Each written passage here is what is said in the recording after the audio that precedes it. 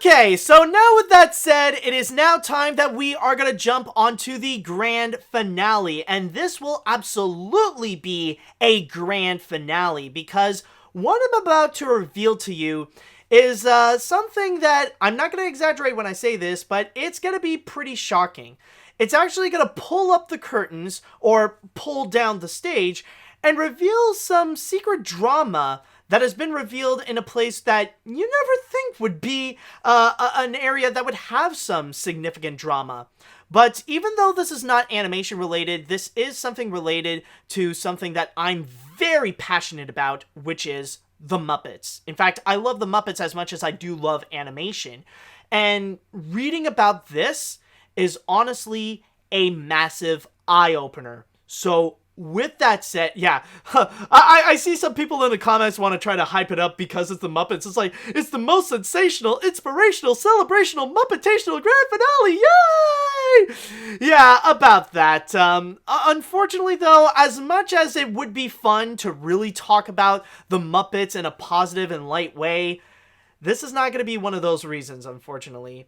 And with that, did they resurrect Jim Henson? Yeah, I wish, but no, that's not the case. What I'm going to be talking about is a Hollywood Reporter article called Disney's Muppets Problem. Can the franchise retcon with its boys club culture? And keep in mind, this is honestly a massive article that they have written. And this is, again, from the Hollywood Reporter, written by Seth Abramovich. And it actually does expose a lot of the drama and a lot of the behind-the-scenes problems that is within the Muppets. Most namely, explaining why is it that Disney is not using the Muppets as much as some of their other big franchises. Like, why isn't the Muppets getting the same treatment as something like Marvel or Pixar or Star Wars or anything from Lucasfilm and stuff like that? And I will quickly comment on this little picture that they got here. It's actually a custom-made photo, like an artwork that they have done, which you see Mickey Mouse is operating Kermit the Frog, putting on the show, but then underneath you see just Mickey Mouse just stepping on the turkey Beverly Plume from Muppets Now, which is funny, but it does make sense and highlight a very harsh reality about the Muppets. And the big thing that they have revealed here, like I said before, is explaining a bit as to why is it that the Muppets are not as utilized as many of the other Disney properties. Why is it that the Muppets really sank low in terms of its popularity ever since Disney has purchased the Muppets back in 2004? Well, there are three major things that they have revealed in this article regarding the behind the scenes of the Muppets that have been pretty controversial and kind of eye-opening. And number one is actually regarding what they've mentioned in its title is its boys club culture. And the reason why it is stated to be a boys club culture is mainly the fact that, unfortunately, when it comes to the Muppets, it is an area that really does lack diversity. Like, it has a serious issue with trying to hire women or to hire people of color. Well, okay, scratch that. That maybe, like, when it comes to women, they do bring in some, but they're not as important as the white males that are in there. Case in point, one prominent example that they do have is regarding a Muppet veteran who has been working for more than 30 years on the Muppets, Julianne Buescher, whom recently on Muppets Now, she actually puppeteered Beverly Plume, the turkey during the Swedish chef bits in Muppets Now. And from there, they mentioned that Julianne Buescher apparently she is not credited, like, despite the fact that she is a Muppet veteran, she is not one of the major key players of the Muppets. In fact, they actually credited her as an additional Muppet performer. And that is mainly because when it comes to the Muppets, they actually do have something that they call their core Muppet players.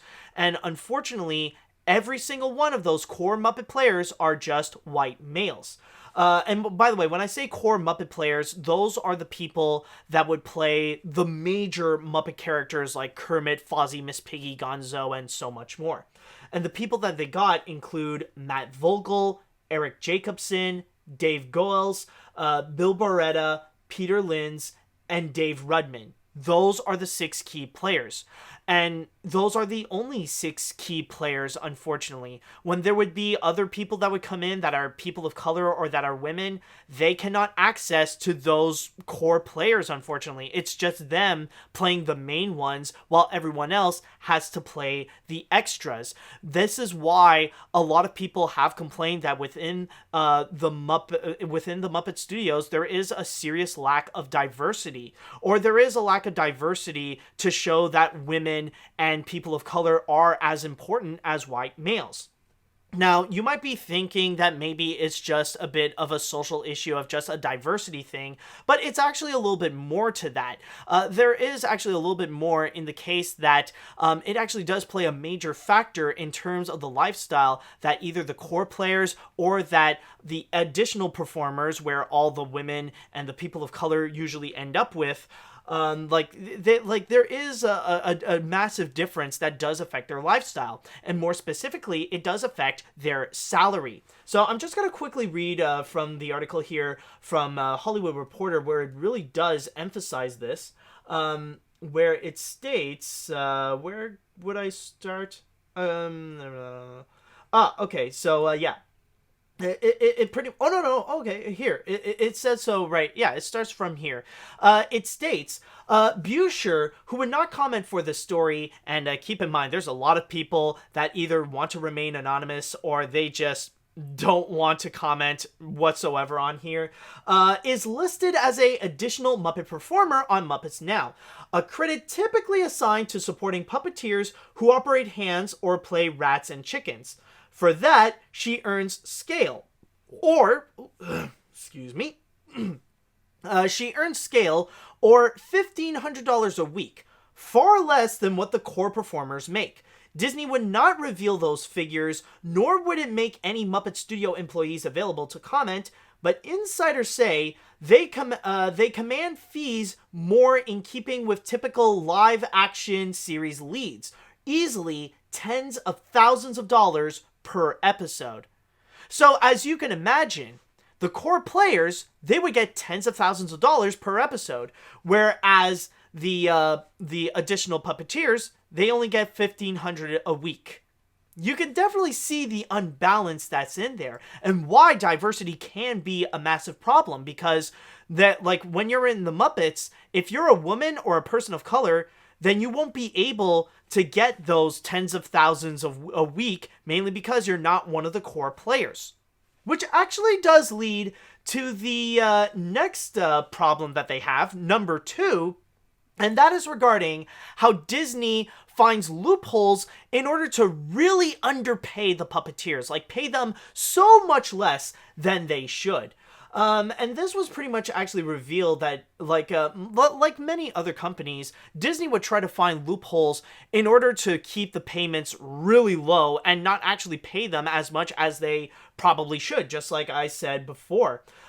In fact, they would go, yeah, there is, maybe, is it this one? I remember. Oh, no. It's right over here, actually. This is actually a prominent example showing you how the Muppet performers, especially the additional puppeteers, are massively underpaid, and that they would try to go through hoops in order to keep them less paid than they probably should be. Where it states, asked about a pattern of underpayments to Muppet puppeteers by Disney that dates to 1990, a SAG-AFTRA representative responds that some companies have attempted to place puppeteers under contracts that are inappropriate to their type of work in order to get around contractual obligations like consecutive employment and overtime. Just as an example, puppeteers have sometimes been hired as lower-paid stunt puppeteers when they are not performing any stunt work. And keep in mind, like, one thing that is also extremely dangerous with this aspect right over here, with the fact that they would keep trying to find ways to underpay their employees, especially with the Muppet performers, is that, as like, in this day and age, like, with the fact that we are in the COVID age, like, many of these additional puppeteers, they are screwed. Like like honestly, a lot of them no longer really have a job. Like unless they're performing in Muppets Now, they can't really do anything. Like unless they're working in Muppets Now or they're one of the core puppeteers, they're like out of a job. And it doesn't matter how many years they have performed with the Jim Henson Company or with the Muppets. And a great example is actually bringing up Michael Sisti, Michelin. Yeah, Michelin Sisti, where apparently he was a puppeteer veteran for many years, even working with Jim Henson, like in the 1990s movie Teenage Mutant Ninja Turtles, where he was the puppeteer of Michelangelo. And for a long time, like, he would play some of, like, the extra stuff, whether it be, like, playing as, like, penguins or chickens or rats and stuff like that, or even be the arms of characters, like he was the drumming hands of Animal. But because of COVID, despite the fact that he has done so much work for the Muppets, he was let go. Like, Disney's only answer in order to cut down costs is to let go of employees that they don't necessarily need, which means the additional puppeteers that are not a part of the core group. And it's unfortunate with the kind of treatment that they would get. It's like, okay, well, yeah, things are going bad in these COVID times, so sorry, but we're going to have to let yourself go. It doesn't matter how long that you've been. Here's your severance pay. All right, good luck. And yeah, that's kind of the harsh reality that they have to face right now, where especially for these additional Muppet puppeteers, it cannot go any worse for them in terms of trying to seek out for jobs. And I mean, especially when it comes to puppeteering, it's not an easy thing to try to find a new job trying to use your puppets as a specialty. But then there is number 3. And this one, I would say personally, is probably the most shocking of them all. And this actually does reveal something related to Steve Whitmire. Yes, you guys probably recognize Steve Whitmire as the guy who had been playing Kermit the Frog for a very long time. Like, ever since Jim Henson passed away back in 1990, Steve Whitmire was actually the guy who picked up Kermit the Frog and become the new Kermit for many years. But then suddenly, in 2017, they actually fired Steve Whitmire, citing that the dude really got, like, the fact that he became Kermit the Frog really got into his head, and he became way too controlling and way too egotistical, especially in terms of his employees. He would be way too protective. And, like, he would be too controlling on set when it comes to being Kermit the Frog. And there are even allegations where he would blacklist any puppeteer that would dare consider playing as Kermit the Frog, even just as an understudy. Now, apparently, that's just the narrative that we have gotten ever since 2017. And there are still some people that do say that is the case, even in this article, actually. However, at the same time, though, there are also other people that step up and mention that it's actually not the case. That is only the narrative that Disney would tell you. Very rarely would we also get the other side of it, where they would mention that when it comes to Steve Whitmire, is that technically he is only a little too controlling and a little too egotistical for Disney. And this article actually... this part right here actually does describe it best. It says, also controversial was the 2017 firing of Steve Whitmire, a Henson disciple who joined The Muppet Show in 1978, eventually inheriting Kermit from Henson after his 1990 death. A virtuoso puppeteer, Whitmire was nevertheless a thorn in Disney's side for years, advocating aggressively on behalf of puppeteers' rights while doing his best to ensure that the Muppet ethos, i.e. how Jim would have done it, remains intact. A Disney statement at the time of his termination referred to Whitmire's repeated unacceptable business conduct over a period of many years. Whitmire refutes that characterization, telling The Hollywood Reporter, there's a fine line between being difficult to work with and being difficult to take advantage of. So that's the thing, is that there is also that other side of the story where Steve Whitmire is trying to be a defender for the puppeteers. That with the way that Disney was trying to take advantage of those puppeteers, whether it be through payments or through the lack of diversity, Steve Whitmire would be the one that would champion them and actually stand up to them. And that is a major problem for Disney because they can't really get their way as long as Steve Whitmire would be around. Now, it seems kind of shocking because there is still that other side, again, that they would still say that Steve Whitmire is the one that is in the wrong. And one of these people, actually, is Brian Henson, one of the people that is currently in charge of the Jim Henson Company. But believe it or not, in this article, they actually do mention that Brian Henson is not as positive towards the Muppets as you may possibly think. Because they actually do mention that when it comes to Brian Henson, despite the fact that he is the son of Jim Henson and being the director of Muppets Christmas Carol, of Muppets Treasure Island, and even working on Muppets Tonight, he's not necessarily all that fond of the Muppets as much as you may think. Even stated right over here, that what quickly became apparent, what actually quickly became apparent to those who worked with him was that Brian was not his legendary father, nor did he want to be. He has hated puppeteers for his entire life, says one-time collaborator.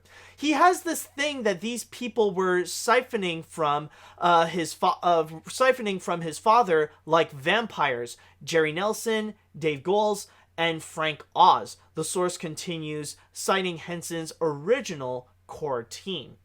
And then, as a way to try to go and prove it, they even mention about one incident back in 2017 at the Hollywood Bowl, where apparently there was a Muppet live show that they were doing, and they would be doing their usual shenanigans, presenting a whole bunch of skits, have celebrity guest stars, and then at the end, as usual, they would all come together and sing the Rainbow Connection, where they would all get together and just sing that fan favorite song because it is one of the most popular Muppet songs that a lot of people really resonate to.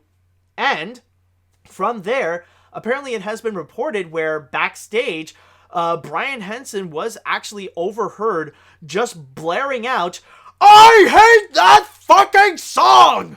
I apologize for the profanity, but unfortunately, those were the words that he did legitimately state.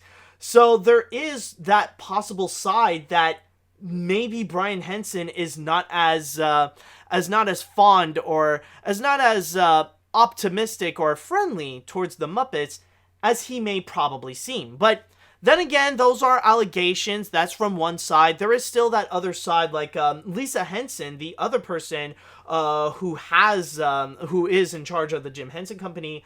She has defended her brother, in which I know there is a quote here where she actually stated, as a response to those allegations, anyone who knows Brian knows that these claims are ridiculous. Brian Henson's legacy as a director, producer, performer, and innovator for dozens of puppet productions over the last 35 plus years speaks for itself.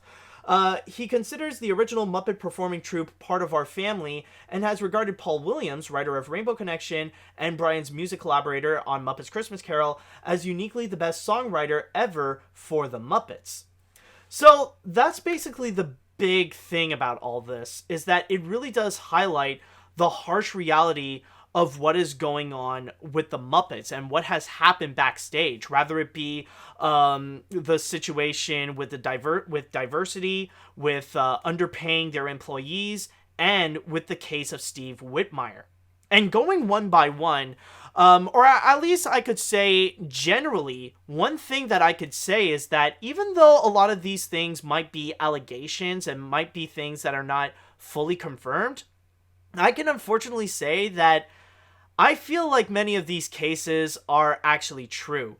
Because knowing Disney's history, a lot of this really does check out with the kind of behavior that they would often present, especially within animation. Let's get into these one by one. Like, number one, with the boys club mentality. Unfortunately, this is actually a bit of a tradition that has happened in the Walt Disney Company, like even going as far back as the days of Walt Disney.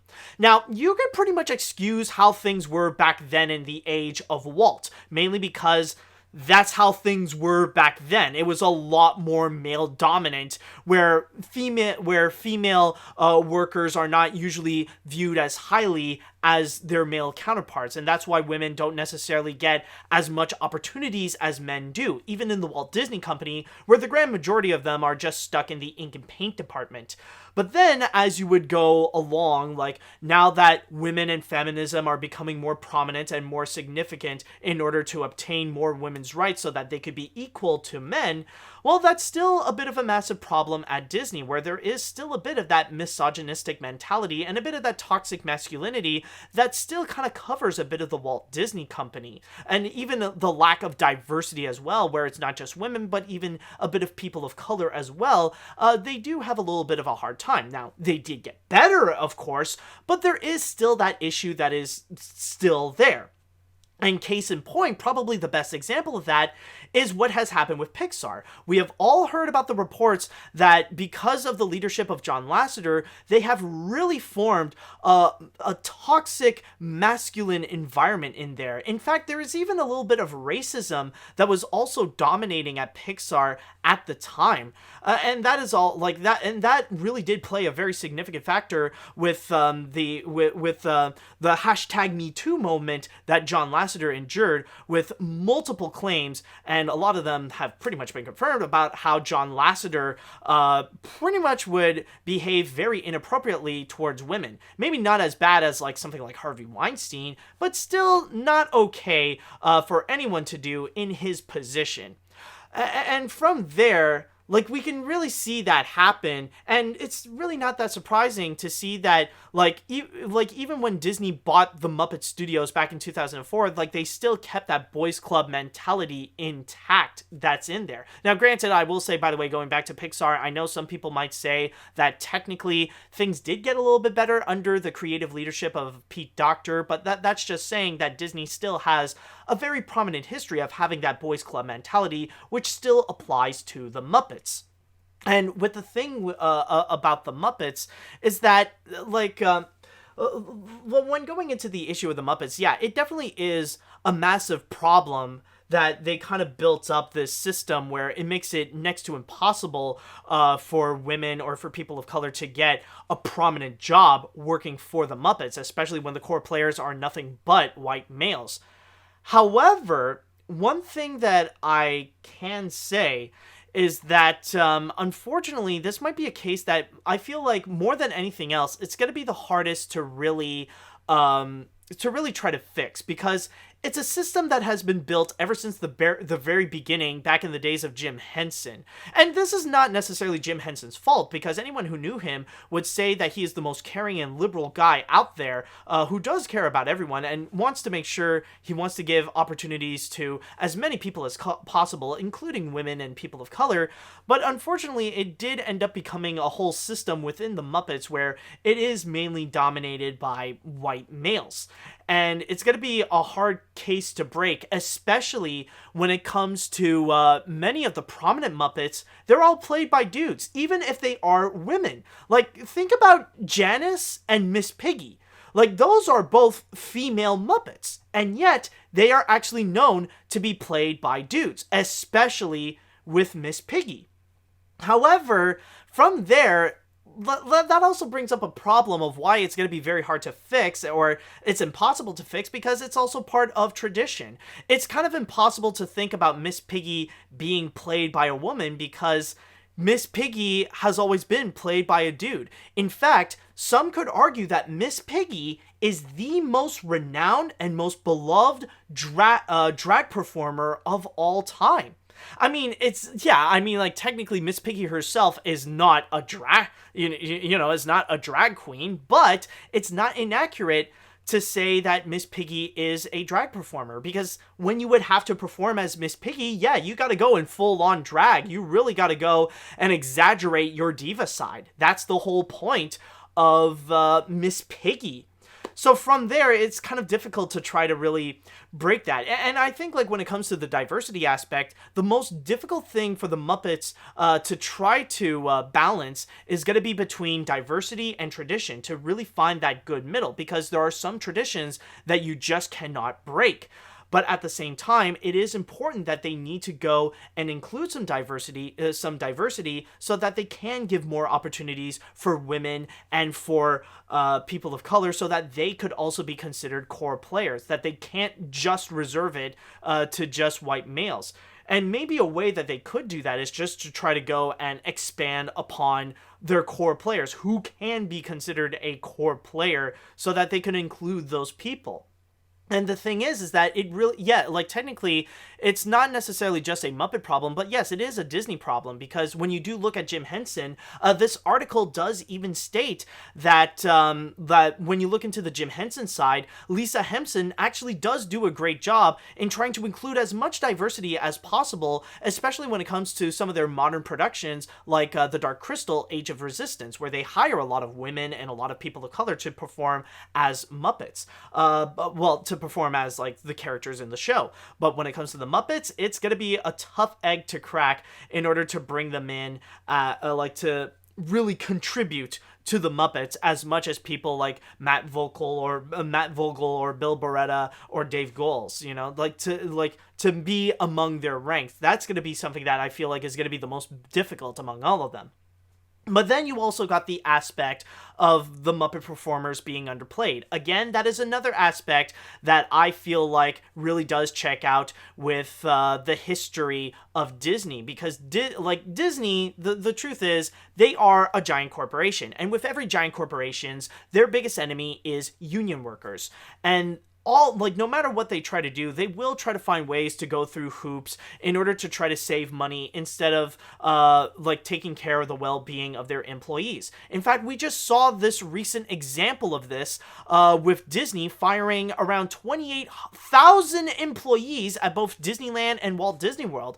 Decided to give up on them instead of continuously protecting them during the pandemic, to make sure their well-being is okay, that they still have a check to keep them secure, to keep them safe, and that they want to make sure that their employees don't catch COVID, so that they could go and stay at home, so that when things do get better, they could go and actually get back to work. But that doesn't necessarily seem to be the case.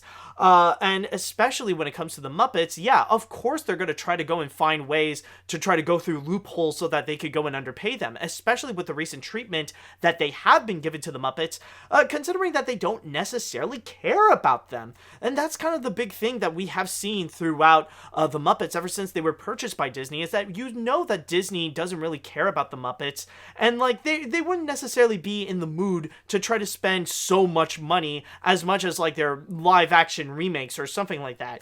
They're kind of they would often question if the Muppets can be as profitable as something as Marvel, which is why they are a little hesitant in trying to really splurge out in the money, which is why they're more keen on trying to find loopholes in order to go and in order to pay less towards their employees than they should, which is why because of this, they really they care a lot more about the money, more so than they do about the well-being of the Muppet performers, whether it be the core players or as the additional puppeteers.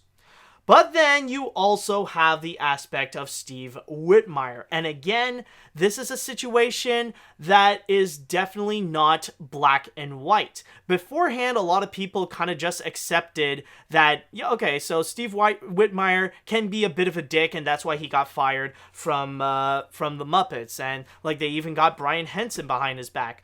But there is also another side where it reveals that it might not be the case, where Steve Whitmire is standing up for the employees so that they could be better treated by Disney. Steve Whitmire knew that Disney was treating the Muppet performers terribly, with the lack of diversity and with how they are continuously underpaid. So the thing is that there is that side where Steve Whitmire was the puppeteers champion, and Disney would not go and stand for it, which is why they would go and ultimately decide to just fire him. That's it. And honestly, if that really is the case, if that is actually true, then honestly, it's too bad. Like, to be honest, like it really is a shame that they had to let go of Steve Whitmire that way. Because I'll say this, I have been open before many times that yes, I actually am one of those people that did like Matt Vogel's Kermit the Frog. Like with what he did with Muppets Now, I actually liked it. I think it's a lot of fun, and I feel like the problems with Kermit is more the fact that it's more in terms of the directing and in terms of what Disney would ask him to do more so than what Matt Vogel would go and offer to the table. But still, that doesn't mean I don't that doesn't mean that I don't like the Steve Whitmire Kermit. I mean, Steve Whitmire is the Kermit the Frog that I grew up with throughout my whole life. And I mean, personally, like, if you would ask me if I would, like, if you would ask me if I would like to see Steve Whitmire come back as Kermit and replace Matt Vogel, I would definitely say hell yes. I would love that, actually. But honestly, this is something that I feel like should really be investigated more. And that's something that I feel like the people of SAG-ACTRA or the union workers should actually really investigate to see what is actually going on. What is the truth of this story? And honestly, in my opinion, I don't know if that is ever going to happen, if we will actually find some answers. But honestly, it is pretty interesting to see this kind of development that has happened, rather it be the behind the scenes of the Muppets in general or what has happened to Steve Whitmire. But for me, honestly, this is a case where I do wish that we could actually have some answers, and I do hope that Steve Whitmire, maybe he could find some justice. But overall, like I said before, this is really a case where, like, now with Steve Whitmire, and like we could throw in Brian Henson as well, where it's definitely not black and white, where it is kind of a case of he said, she said, and hopefully we would know what would be the truth soon. But even at that, does that mean we will find some actions later?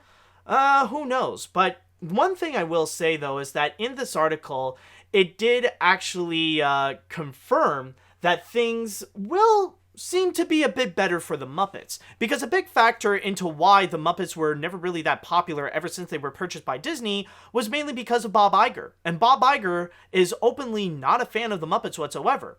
Bob Chapek, the new CEO, however, he's a lot more keen. He's a lot more open to the Muppets, more so than Bob. And especially regarding the new CEO of Muppet Studios. They got a new creative head because apparently not long after the firing of Steve Whitmire, they did also fire the heads of the Muppet Studios for a reason that we don't really know per se. But now they actually do got a new person, which is Leigh Slaughter, who is a little bit more open towards the Muppets, and she actually did promise that there will be some more Muppet content coming soon, but they have yet to be ready to go and reveal what they are. And apparently, and by the way, if you want to know a little bit more, apparently Leigh Slaughter is the head of character and puppetry studio at Disney Imagineering, so she is definitely more than qualified to join in, actually.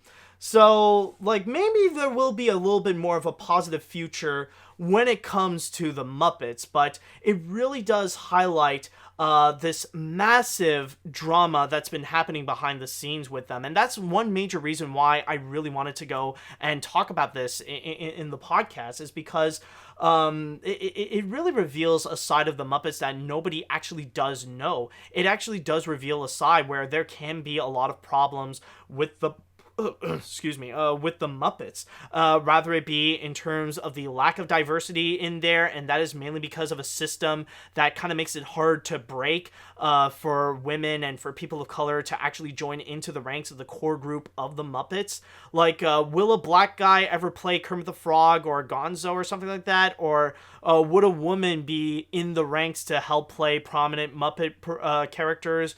Honestly, that we don't know, and we'll have to wait and see on that in the future, but it seems highly doubtful.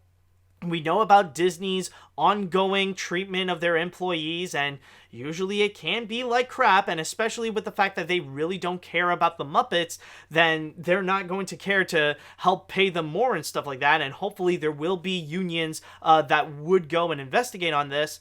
And then there's also the factor of Steve Whitmire, and that's something that I do hope in the future that one day we would get answers to this, and hopefully we would know about like what has actually happened, like who really is in the wrong in this case. Is it more Steve Whitmire? Is it the Walt Disney Company? Is it Brian Henson?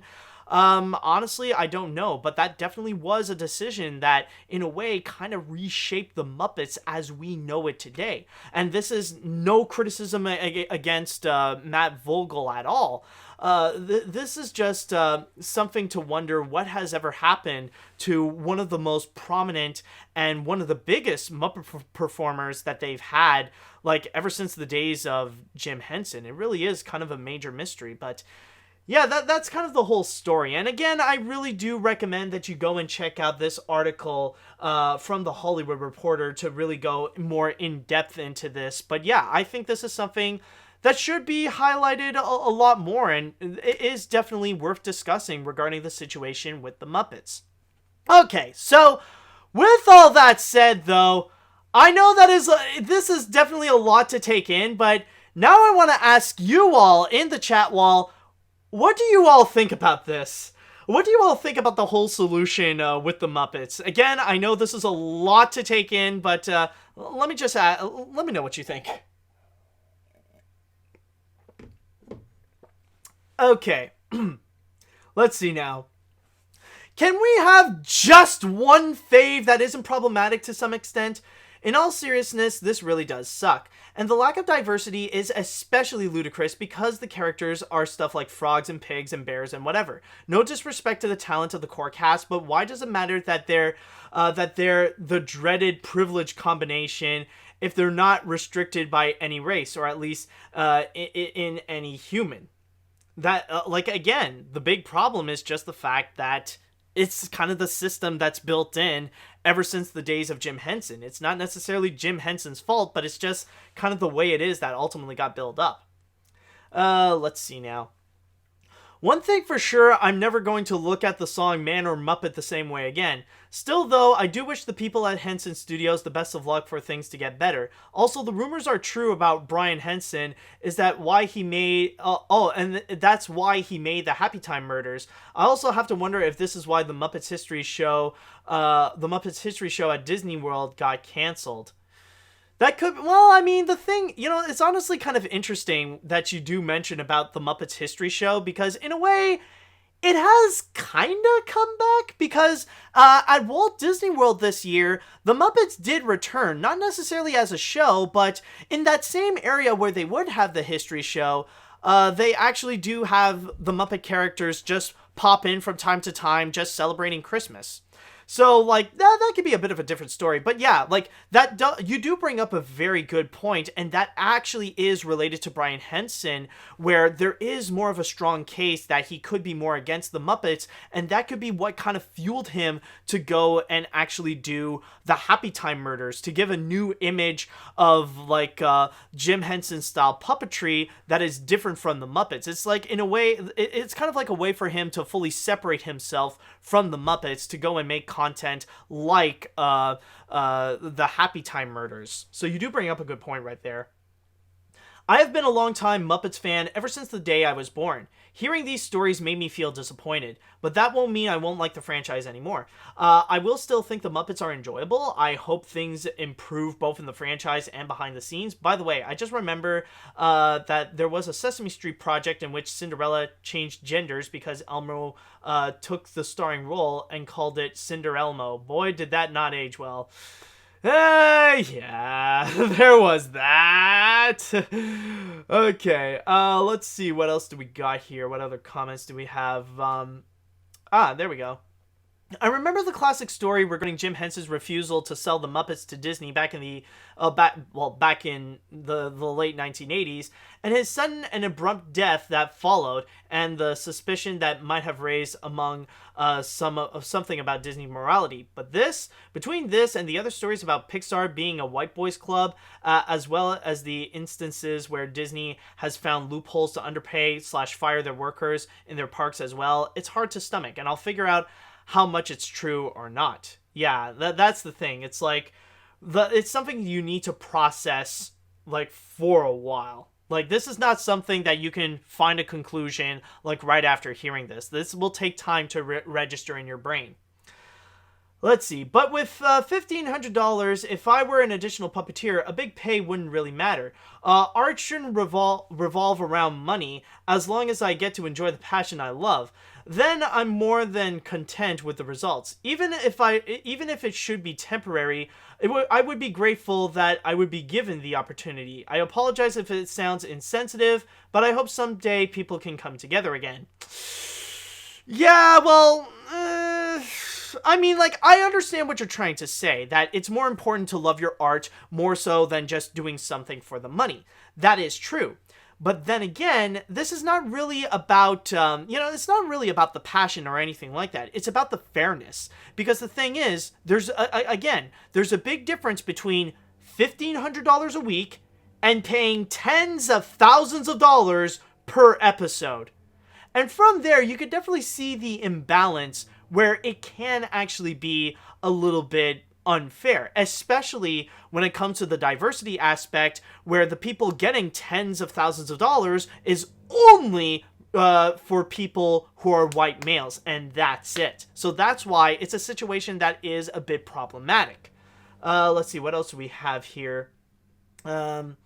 To think that a franchise that embraces diversity lacks not just that, it's their workplace, but also that the puppeteers are being underpaid and treated poorly. I do wonder something about Brian Henson, however. Does he hate the Muppets because he lost his passion over time, or was it because he dragged into being a puppeteer due to the legacy of his father?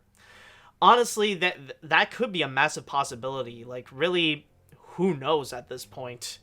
Like, we really don't know. Like, maybe we'll find answers later, but that's a question that like would require a lot more investigating. Let's see. Would we do? Okay, I'll go with it. Yeah, you know what? I think I'm gonna go with one more story and one more comment, and then that's it. Oh gosh, this is insane. I'm thinking about what Randy Pitchford, the CEO of Gearbox, did when he did not pay his employees after the success of Borderlands 3, and what he did to David Eggins, the original voice actor of Claptrap, or anything of what the game companies did with crunch culture like BioWare and CD Projekt Red, and Disney is now becoming the Blizzard company. Yeah, that seems like a harsh comment comparing Disney to Blizzard, but sadly, that's not inaccurate.